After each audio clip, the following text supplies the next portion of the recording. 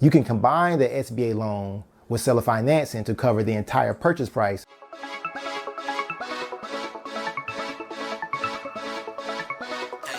As entrepreneurship continues to grow and thrive across the globe, more and more individuals are wanting to start their own business. In many ways, this is a great idea because many individuals are employed by small businesses. So by creating a small business, you can not only have financial freedom for yourself, but also you're able to give jobs to others as well. But it's important to know that starting a business is not the only way to reach financial freedom. You can also buy a business. Buying a business instead of starting a business has many advantages. The most obvious advantage is that you don't have to stress and work hard to get the business off the ground. Starting a business is very tough, and in many cases, you won't see any profit for the first few years. You can skip this stage by buying a business that is already profitable and has a recognized brand, which can save you many years of hard work. In reality, most businesses fail, so by buying a business, you will know for certain you have a business that can be successful. In addition, as we will discuss later, you can often buy a successful and profitable business without using any of your own personal money. This video will primarily focus on buying a business worth $3 million or less. There are typically 3 stages of buying a business. The first is preparing for the search and finding the right business to buy. Second is making an offer through a letter of intent agreement. And the last is closing on the deal, which is done through a purchase agreement. Starting with preparing for the business and finding the right business to buy, it is very important that you understand that you just don't want to buy a business. You want to buy a good business that is profitable. And finding a good business to buy takes time, ranging from anywhere from 6 months to a year. So it is important to have enough money saved up to cover your living expenses, insurance, and any broken deal fees you may have until you close on a deal. In many ways, searching for a business is a full-time job, and you want to take it very seriously. Also, don't just focus on businesses in your city. There are many good businesses to buy in other cities as well. You can begin by contacting owners of businesses and offer to buy their business. But one of the best ways to find a good business is through a business broker. Business brokers help people buy and sell businesses. Similar to how a person contacts a seller's real estate agent when he or she wants to buy a home, a person can contact a business broker that represents sellers to buy a business. When you contact a business broker, it is absolutely important to act professional and be presentable because brokers routinely receive hundreds of calls per year. A broker's job is to act as a filter and present buyers to the seller that can actually buy and run their businesses. You have to convince the business broker that you have money to buy a business or have access to money to buy a business. You are determined to buy a business and can complete the deal soon. You are professional and credible, and that you're looking for a particular type of business to buy. The business broker's job is discussed in the business broker's engagement contract. This is where the business broker agrees to represent the seller in selling the seller's business. The business broker typically works on a commission, a monthly fee called a retainer, or a combination of the two. After you convince the broker that you are a legitimate buyer and describe to the broker what kind of business that you want to buy, the broker typically will start sending you one-pagers of businesses for sale that fit your criteria. Once you find a business you like, the broker will then send you a confidential information memorandum. The CIM describes the business and gives more information about the company's product, the facility, the customers, the competitors, financials, and many other things. The broker will likely want you to sign a non-disclosure agreement before the broker sends the CIM to you. Once you have received the CIM, and if the information about the business looks good to you, it is now time to start your due diligence efforts and make a legal contract offer on a price to buy the business.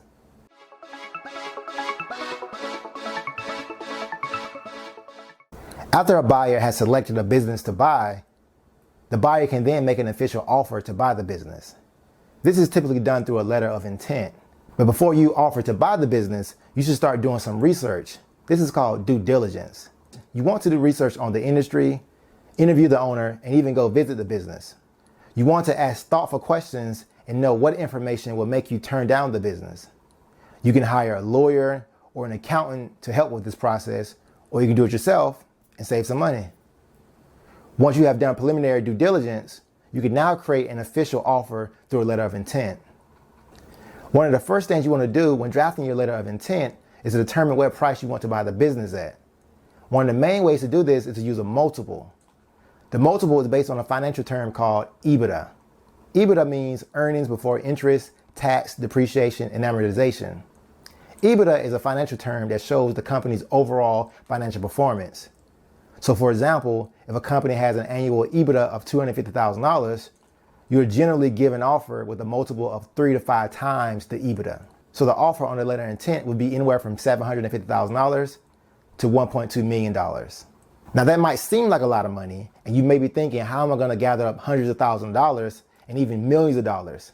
But there are a few options to finance the purchase of buying a business.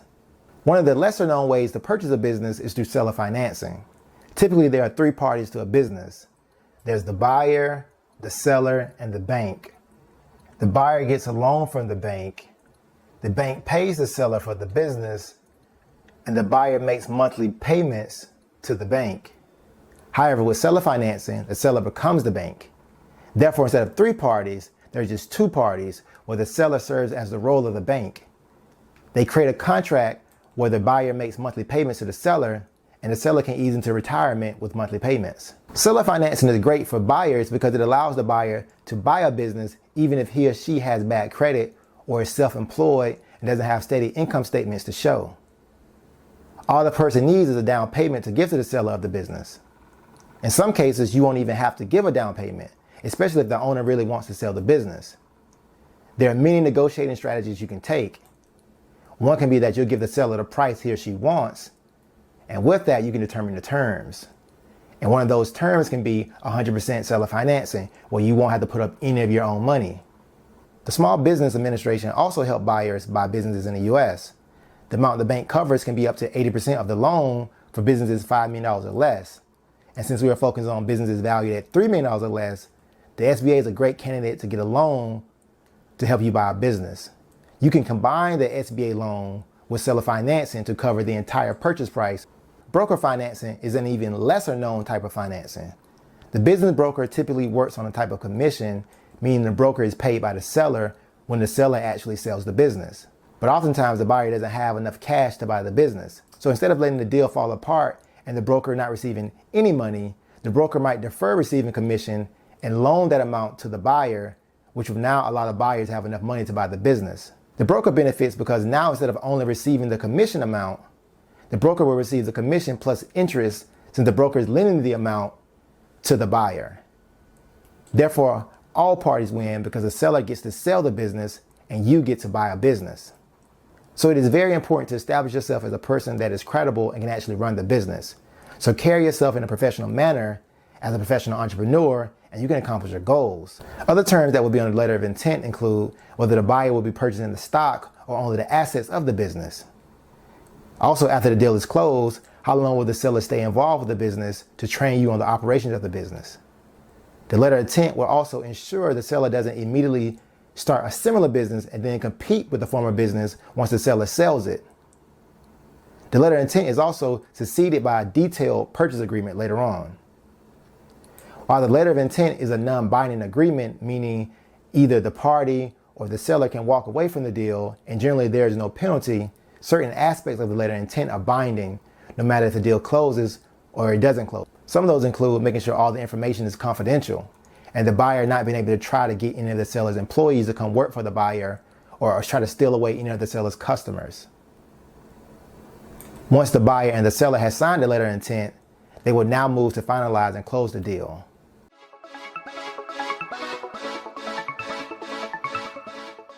Once you have found the business you want to buy and the offer that you have given through the letter of intent has been accepted, you can then focus on closing the deal and fully buying the business.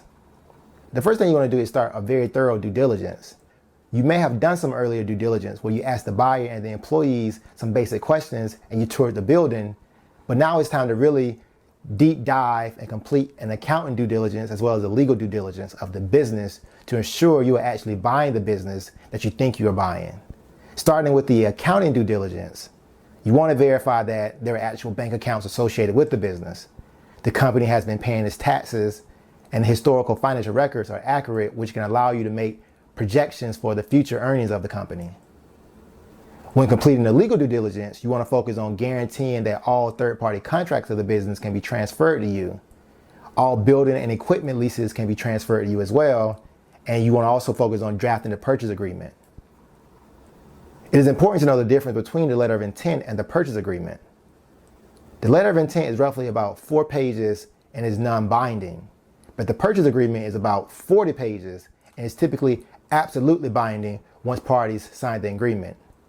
However, there may be conditions that will prevent the purchase agreement from being final, such as the condition of financing, meaning the deal can only close if you gather enough money to buy the business, or the condition to board approval, meaning the owner can only sell you the business if the board of directors approve of selling the business.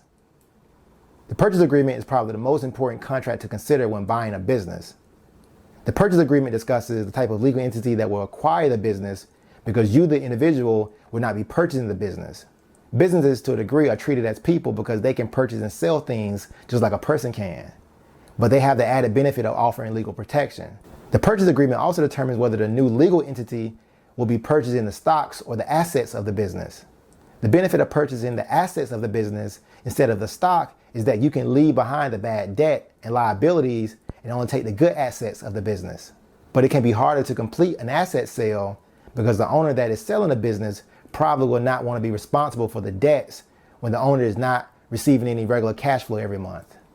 The purchase agreement will also discuss representations and warranties to ensure the business is what the seller says the business is and that no lawsuits are pending against the business. The purchase agreement is also important because in the exhibit section, it lists all the contracts of the business that you are buying. This is to ensure that you are aware of all the legal matters of the business. When it is time for closing, some of the contracts that you will need to sign will include the purchase agreement, employment contracts, non-solicitation and non-compete contracts, loan agreement with the lender, seller note agreement with the seller, stock purchase agreements for both you and any investors you have to help you raise money, and any employment contracts between the new legal entity and yourself. Once you have bought the business, you typically want to have an exit strategy as well. You can do many things such as sell it to a larger business, grow it and place it on the stock market through an initial public offering, or make it a family business and pass it on to the next generation. It is important to know that starting a business is not the only way to be an entrepreneur because you can buy a business. You can use many paths to gather the money to buy a business, particularly if you're willing to buy a business at $3 million or less. Many of these paths include seller financing, SBA loans, and raising money from investors and friends and family. You can even combine these options to gather the entire loan amount. So chase your dreams, never give up, because it's very possible with the right plan and legal strategies.